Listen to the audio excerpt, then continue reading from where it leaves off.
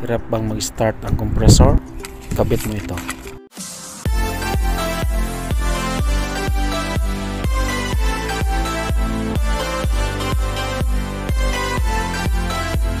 So ito yung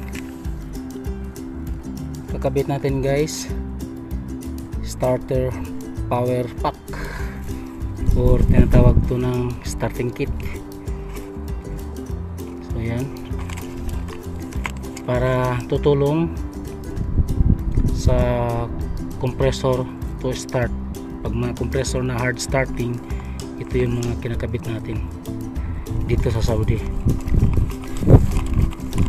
So dyan sa Pinas guys, dati sa Pinas pa ako nagtatrabaho, sasamahan natin to ng potential relay. So yan, ang connection nito guys, ilagay mo lang siya sa starting at saka running sa capacitor para to help the run capacitor to start the compressor, lalo na pag yung compressor hard starting na, kumbaga mahirapan ng mag-start.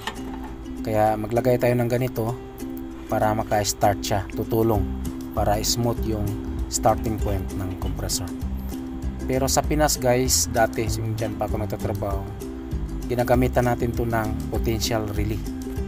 Puro dito ginaganyan na lang nila, nilalagay lang nila sa running at saka starting, wala nang potential relay. So effective naman dahil lagi ko na itong ginagamit. So yan lang yung connection nya, running at saka starting. Okay.